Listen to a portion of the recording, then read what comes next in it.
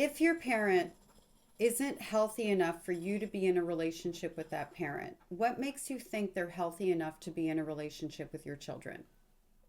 I want to give you a little bit of food for thought because I have a lot of clients who struggle with this very thing, particularly with really little children who don't have big emotional attachments to these parents yet.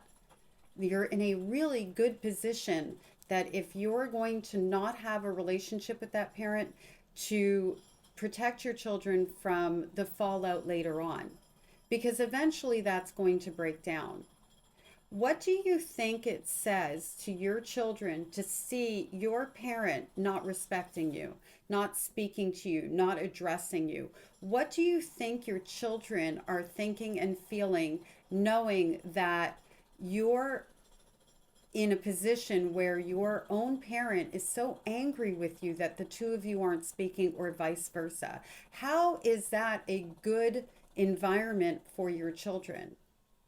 Oh, they need their grandparents. No, they need healthy, loving people in their lives. They need people who show them how to lead by example. They need environments that are stable and consistent. And until, if and when and until you repair that relationship with that parent shouldn't be an active grandparent to your children, because it's not a healthy dynamic.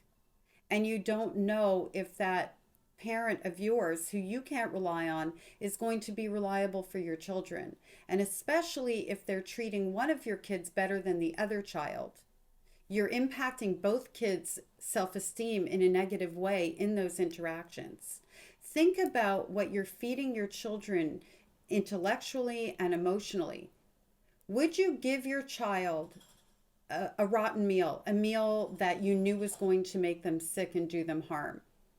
Then why would you give your child, for lack of a better term, a rotten person? A person who doesn't demonstrate that they can take accountability and change bad behaviors and maybe even go to therapy with you and be loving and kind and consistent. Aren't those the things you want for your children? Loving, kind, consistent people?